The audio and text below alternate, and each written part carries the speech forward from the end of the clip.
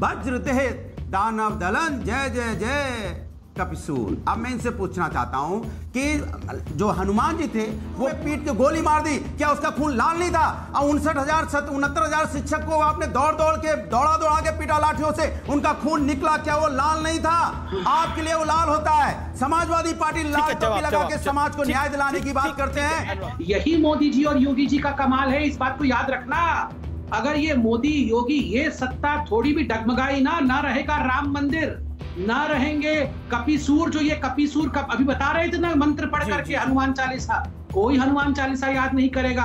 आतंकवादियों को छुड़वाने के लिए 2012 में ये कोर्ट गए थे। राजनीतिक विषय, इसको राजनीतिक इस्तेमाल करना चाहते, इसलिए मैं आपको आईना दिखाता हूँ। आप राजनीतिक इस्तेमाल करते, इसलिए आईना दिखाता हूँ। हम लोग तो बचपन से प्रभु राम का नाम ले रहे हैं। क्या मतलब है इसका? जब से भारतीय जनता पार्टी के प्रवक्ता यहाँ बैठे सिर्फ दंगा भड़काने की बात कर रहे हैं। ये एसटी हसन क्या कर रहे थे? एसटी हसन क्या कर रहे थे? नहीं, ये बड़ा आरोप लगा दिया आपने। देखिए, ये बड़ा आरोप लगाया कि बीजेपी के प्रवक्ता दंगा भड़का रहे हैं। जवाब दे। लाल कुर्ता पहन के आए, किसने रोका है? हमने तो रोका नहीं है लाल कुर्ता पहनने से। ये हराई क्यों पहनते हैं? नंबर 1। नंबर 2, मैं इनसे रिक्वेस्ट करता हूँ, देखिए जो राम भक्तों को गोली चला के मारने वाले लोग थे, आज वो हनुमान चालीसा का पाठ कर रहे हैं। इससे अच्छे दिन क्या आ सकते हैं? नहीं, ये ऑन अ सीरियस नोट, इसको मजाक के रूप में मत लीजिएगा। करोड़ों जनता आपकी इस डिबेट को देख रही होगी। वो देखिए सेक्युलरिज्म। जी। एक सेकंड में लूंगा केवल। अमीश भाई बहुत सीरियस नोट में कह रहा हूं, आपने कभी भी 2014 से पहले, 2019 से पहले देखा था कि ये लोग, जो लोग सेक्युलरिज्म के इतने बड़े बड़े धुरंधर थे, कभी हनुमान जी का नाम, राम जी का नाम, हनुमान चालीसा, शिव तांडव स्तोत्र ये याद करके आते थे? बिल्कुल नहीं। मौका मिलते ही जालीदार टोपी पहन करके नमाज पढ़ने बैठ जाते थे। स्टूडियो के अंदर भी नमाज पढ़ते थे। इफ्तार की पार्टी, इफ्तार नहीं होते हुए भी इफ्तार की पार्टी मना लेते थे। आज ये लोग हनुमान जी को याद कर रहे हैं, एक मंत्र रोज पढ़ के आ रहे हैं। यही मोदी जी और योगी जी का कमाल है, इस बात को याद रखना। अगर ये मोदी योगी ये सत्ता थोड़ी भी डगमगाई ना रहेगा राम मंदिर, ना रहेंगे कपिसूर। जो ये कपिसूर का अभी बता रहे थे ना, मंत्र पढ़ करके हनुमान चालीसा, कोई हनुमान चालीसा याद नहीं करेगा। आतंकवादियों को छुड़वाने के लिए 2012 में ये कोर्ट गए थे। राजनीतिक विषय, इसको राजनीतिक इस्तेमाल करना चाहते, इसलिए मैं आपको आईना दिखाता हूँ। आप राजनीतिक इस्तेमाल करते, इसलिए आईना दिखाता हूँ। हम लोग तो बचपन से प्रभु राम का नाम ले रहे हैं, क्योंकि मेरी आस्था का विषय है। ये हम लोग घर में पढ़ते हैं, पूजा करते टाइम पढ़ते हैं। आप उसको आस्था को राजनीतिकरण करना चाहते हो। आस्था को हमने कभी राजनीतिकरण नहीं किया, इसलिए हमको सिर्फ तांडव हनुमान अष्टक सुनाना पड़ता है कि आप बेनकाब हो जनता के सामने कि कितने बड़े ढोंगी हैं। इनको आता कुछ नहीं है, प्रभु राम की 2 चौपाई नहीं आती है, लेकिन यहाँ बैठ के बगला भगत की तरह बात करेंगे। वरना तो नमाज पढ़ने से फुर्सत नहीं थी आप लोगों को। हनुमान की मैंने तो आपका नाम भी रखा था मौलाना भदौरिया। आपको उनके चौपाई नहीं आती है। हम लोग बचपन से कुछ नहीं आता भैया, घरों में मंदिर है, लेकिन हमने मंदिर को राजनीतिक विषय नहीं बनाया, आस्था को राजनीतिक विषय नहीं बनाया। आप सत्ता पाने के लिए, लाल बत्ती पाने के लिए धर्म को आस्था का विषय बनाते हैं। आप लाल बत्ती पाने के लिए धर्म को आस्था का विषय बनाते हैं। ये देश के लिए शर्म की बात है। अनुराग, बिल्कुल आपने राजनीतिक विषय नहीं बनाया। आपके सांसद ने राजनीतिक विषय बनाया कि मुसलमान एकजुट हो जाए। अगर मुसलमान एकजुट हो जाएगा तो बीजेपी नहीं जीत पाएगी। ये आप ही के सांसद ने विषय बनाया ना, ये कांग्रेस के सांसद ने विषय बनाया, ये आपके सांसद ने विषय बनाया ना। अभी आप कह रहे हैं हम धार्मिक एजेंडे पर नहीं आते, लेकिन आपके सांसद एसटी हसन कहते हैं कि मुसलमानों बटना मत, और हमारा एक ही मकसद है बीजेपी को हराना। क्या मतलब है इसका? जब से भारतीय जनता पार्टी के प्रवक्ता यहाँ बैठे सिर्फ दंगा भड़काने की बात कर रहे हैं। ये एसटी हसन क्या कर रहे थे? एसटी हसन क्या कर रहे थे? नहीं, ये बड़ा आरोप लगा दिया आपने। देखिए, ये बड़ा आरोप लगाया कि बीजेपी के प्रवक्ता दंगा भड़का रहे हैं। जवाब दे। संबित पात्रा, आप दंगा भड़का रहे हैं, ठीक है? कहते हैं ना कि दुरंगी छोड़ एक रंग हो जा, सरासर मोम या फिर संग हो जा। पूरा देश इस वक्त लाल से हो न हो, लेकिन काली टोपी से जरूर परेशान है, जो नागपुर वाली काली टोपी है। इस टोपी के पहनने वाले लोगों का लहू सफेद है, लाल लहू नहीं है, इनका लहू सफेद है। तभी तो ये कभी ना बेरोजगारी पे बात करते हैं, न महिलाओं के सम्मान पर बात करते हैं, न किसानों के गन्ने के मूल्य पर बात करते हैं, न खाद की कमी पर बात करते हैं, न महंगाई पर बात करते हैं, न पेट्रोल पर बात करते हैं, और न ही चीन की जो असुरक्षित सीमा है चीन से, न उस पर बात करते हैं। ये लोग बात कभी नहीं करेंगे गंगा में उतराती लाशों की, ये बात कभी मुद्दों की नहीं करेंगे, भ्रमित करने वाली बात करेंगे। देश को इस वक्त असलियत में अमीश भाई गांधी जी की सफेद टोपी की तलाश है। देश में गांधी जी की सफेद टोपी पहनी जानी चाहिए और मोदी जी को भी लाल टोपी पर आप क्या कहते हैं? ये भाजपा वाले मैं कांग्रेस का रिएक्शन समझना चाह रहा हूं, क्योंकि प्रियंका गांधी वाड्रा वहां आई थी, उन्होंने बोला था कि ना सपा ना बसपा, असली विपक्ष हम हैं। आप लाल टोपी पर क्या अपनी राय रखते हैं? तो मैंने तो बताया ना कि देश को इस वक्त जो है सफेद, ठीक है, वो आपको आरएसएस वाली काली टोपी नहीं चाहिए, लेकिन लाल टोपी चाहिए आपको, आवश्यकता है। लेकिन लाल टोपी आपको आपकी आवश्यकता है। मैं कह तो रहा हूं कि देश को, हमें, आपको, सबको गांधी जी की सफेद टोपी चाहिए, नेहरू जी की सफेद टोपी चाहिए, जो अमन की निशानी है, रोजगार की निशानी है, विकास की निशानी है, महिलाओं के सम्मान की निशानी है, जो हमेशा इस वक्त जो है देश की निशानी है, देश की आत्मा की निशानी है, देश की आत्मा की निशानी सफेद टोपी चाहिए। ठीक है, नहीं, सबसे पहले तो मैं यही कहूंगा अमीश देवगन जी कि आपकी नजरें मेरे ऊपर बड़ी तिरछी रहती हैं और बड़ी बेईमानी करते हैं मेरे साथ। आप अरे बहुत नाइंसाफी करते हैं भारतीय बहुजन समाज पार्टी के साथ। ये पूरा देश देख रहा है कि मैं 26 मिनट से बैठा हूं, आपका बस इसी लोगों में लाल टोपी हरी टोपी में करने लग गए। हमको देखा ही नहीं आपने चैनल पे।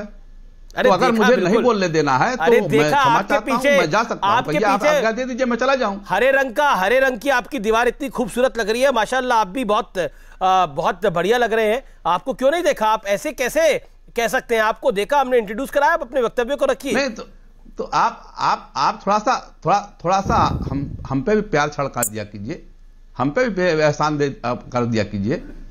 मैं अब आपके सवाल पे आता हूं। देखिए, लाल टोपी, हरी टोपी, जालीदार टोपी, लुंगी, ये कौन शब्द ले आया है? ये ले आई है भारतीय जनता पार्टी। लुंगी में तो योगी आदित्यनाथ भी रहते हैं। मौर्य जी ने कहा कि जालीदार टोपी से और लुंगी से उत्तर प्रदेश में निजात मिल गई है।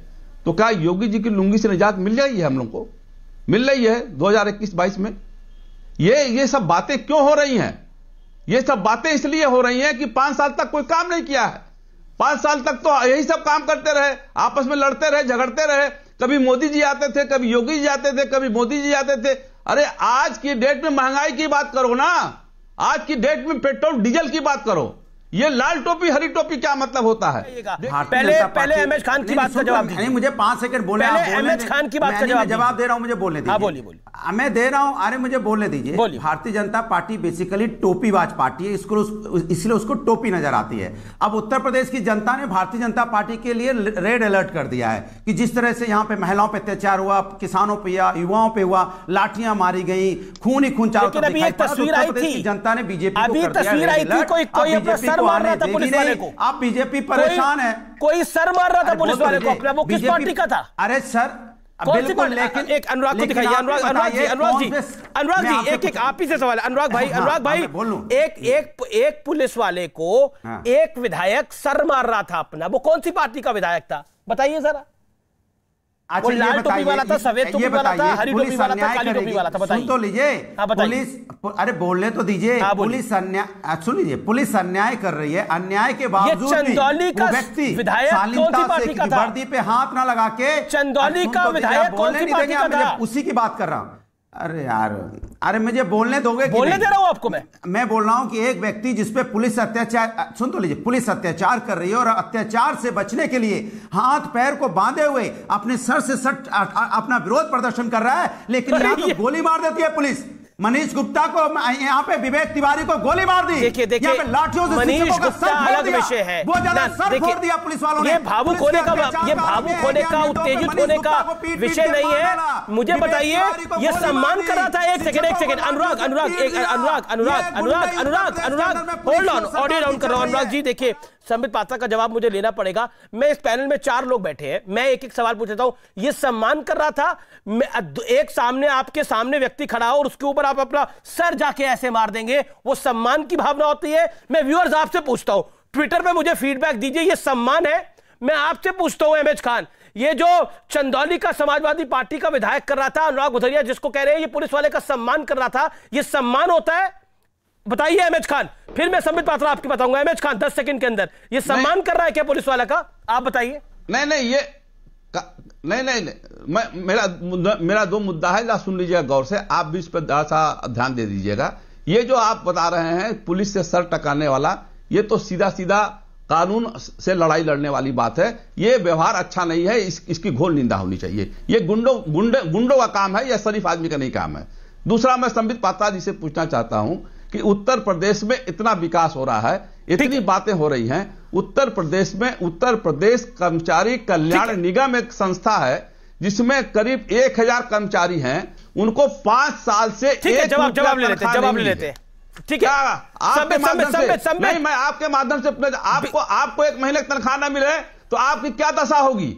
आपको 1 महीने की तनख्वाह नहीं मिले क्या हो सके? आज 5 साल होने जा रहा है। ठीक है, जवाब ले लेते और 1000 कर्मचारियों को पैसा नहीं मिल रहा है। आपका वैलिड सवाल है आपका एमएच खान, जवाब ले लेते हैं। लेकिन मैं आपसे भी जानना चाह रहा हूं, बाकी नेताओं से भी जानूंगा। अनुराग भदौरिया ने जो बात बोली संबित पात्रा, ये सम्मान कर रहे थे। ये अनिरुद्ध है जो कि डिप्टी एसपी हैं, इनका सम्मान किया जा रहा था। ये सम्मान ऐसा सम्मानित नेताओं को भी किया जाता है पुलिस द्वारा क्या? या आप चाहते हैं कि कोई फेलो नेता आपको भी ऐसे सम्मानित करे? अपना लोकतांत्रिक अमीश भाई, एक सेकंड अनुराग, अब आप शांत रहिए, संबित पात्रा की बारी है। जी धन्यवाद। देखिए अमीश भाई, मुझे लगता है कुछ विषय डिबेट के विषय नहीं होते हैं, और आप भी जानते हैं सम्मान हो रहा था नहीं हो रहा था, पूरा हिंदुस्तान जानता है। देखिए अमीश भाई, आप भी उत्तर प्रदेश को अच्छी तरह से जानते हैं, हम भी उत्तर प्रदेश को जानते हैं, और देशवासी जो देख रहे हैं, और खास करके उत्तर प्रदेश के लोग, क्या यह हकीकत नहीं थी? 2017 से पहले जो बच्चियां थी, जो हमारी बहनें थी, वो स्कूल जाती थी, कॉलेज जाती थी, उनके भाई और उनके घर वाले डर के रहते थे, पता नहीं कहां उनको कोई छेड़ने का कोशिश करेगा, उनके साथ क्या होगा। ये हकीकत नहीं है कि उनके साथ जिस प्रकार का बर्ताव कई बार किया जाता था, उससे बहुत, ये जो शहनवाज वाला केस मैंने आपको बताया जिसमें 2 जाट भाई मारे गए, सचिन और गौरव, ये केसेस हर गली में होते थे, छिड़खानी होती थी लड़कियों के साथ। आज आप उत्तर प्रदेश में जाइए, कौन किसको वोट देगा ये अलग विषय है, मगर उत्तर प्रदेश के लोग आपको बताएंगे कि आज डर नहीं है हमारे मन में। अच्छा, मुख्तार अंसारी का डर नहीं है, ये लाल टोपी से आपको एलर्जी क्यों है? किससे एलर्जी है? लाल टोपी से, क्योंकि इसके बारे में योगी आदित्यनाथ भी बोल चुके हैं, प्रधानमंत्री भी बोल रहे हैं, और योगी जी तो कई बार बोल चुके हैं। वो कहते हैं कि लाल टोपी वाला जब आता है तो समझ जाते हैं लोग गुंडा आ रहा है। ऐसा क्यों बोलते हैं? लाल टोपी प्रतीक है, लाल टोपी एक प्रतीक है। उत्तर प्रदेश में, यहाँ तो राजपूत जी बैठे हुए हैं, मैं तो उत्तर प्रदेश का नहीं हूं, उत्तर प्रदेश जाता हूं, तो लाल टोपी पहने हुए किसी भी व्यक्ति को कोई देखता है ना, तो उत्तर प्रदेश के लोग खुद ही कहते हैं अब गुंडागर्दी शुरू हो जाएगी। देखिए, गुंडई शुरू होने वाली है। चढ़ गुंडन की छाती पर मोहर लगेगी हाथी पर, ये किसने कहा था?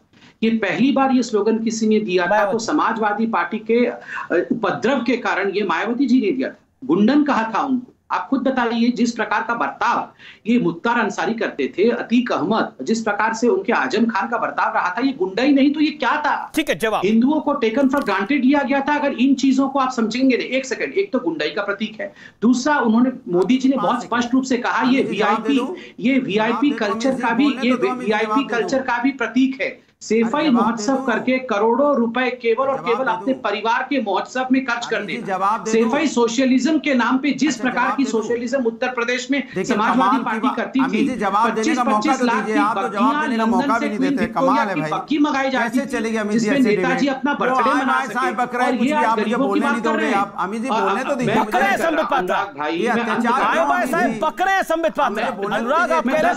संबित पात्रा, ये शब्द ठीक है? अनुराग भदौरिया, आप कह रहे हैं कि आए बाय साहब बकरे हैं संबित पात्रा, ये सब ठीक है? को मान लिया, 10 सेकंड बोल के मैं करना चाहता हूं। तो बोल रहे हैं, उन्होंने खुद ही मान लिया कि वोट किसी को भी दे देना, मतलब वो खुद ही मान रहे हैं कि बीजेपी को वोट नहीं मिलना है, किसी को वोट मिले, मतलब वो हार मान चुके हैं। और ये बताएंगे जो किसानों को रौंद दे रहे हैं और रौंदने वाले के पिताश्री को ये गृह राज्य मंत्री बना देते हैं। ये बताएंगे पुलिस वाले घुस के किस तरह से मनीष गुप्ता को पीट के मार डाला, किस तरह से विवेक तिवारी को आपने गोली से उड़ा दिया, हमेशा वोट की बात करके नहीं, हकीकत की बात करके हमें आगे बढ़ना है। बिना माँ बाप के परमिशन के अगर ये चिल्लाएंगे तो मैं बोल नहीं पाऊंगा, पहले चिल्ला ले। जो बेरोजगार हैं, जो शिक्षक भर्ती के लिए आपके मांग मांगने जाते हैं, हम लाठियों से पीट पीट के उनका सर फोड़ देते हो। आप बताएंगे उत्तर प्रदेश के अंदर में जिस तरह से आपने यहाँ पे जुल्म अत्याचार यहाँ पे किया हुआ है, उसका जवाब आपके पास होता नहीं है। 700 किसानों की मौतें होगी, वो मुआवजा देने को अब तैयार नहीं। शहीद किसान हैं जिनके परिवार अनाथ हो गए, हमारी माँ बहनें अनाथ होगी, बच्चे अनाथ हो गए, विधवा हो गए, उनको हम आर्थिक मदद देने को तैयार है। समाजवादी सरकार आएगी, 25 लाख रुपए देंगे। मैं आपसे कहता हूं, आप क्या दोगे?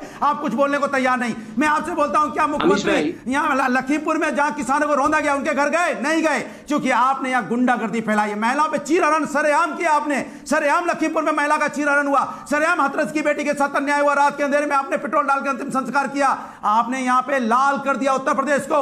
इसलिए उत्तर प्रदेश की जनता ने, चाहे महिलाएं हो, चाहे किसान हो, चाहे पुरुष हो, चाहे बेरोजगार हो, सबने रेड अलर्ट कर दिया है कि भारतीय जनता पार्टी को उत्तर प्रदेश में नहीं आने देना है। और अच्छी बात है कि आपने मान लिया कि वोट किसी को दो, मतलब आप मान चुके हो कि आपकी सरकार नहीं आ रही है। बधाई आपको इस बात की कि आपने अपना कबूल लिया कि आपकी सरकार नहीं आ रही है। आपको बहुत बहुत बधाई। और आप रटी रटाई बातें जो बोलते रहते हो, आज जो डिबेट में बोल रहे हो, कल भी वही बोला था। हो गया, 5 साल से एक ही बात रट रहे हो। अरे हरा पहन के आके अगर तोते की तरह बोलते जाएंगे तो तोते और इनमें क्या फर्क रह जाएगा? आप इसका चर्चा करना चाहते हैं, यहाँ महिलाओं पे अत्याचार हो रहा, बेरोजगारी से लोग आत्महत्या कर रहे हैं, महंगाई से ठीक है अनुराग, रुकना भी तो पड़ता है। आपने अपने विषय को अनुराग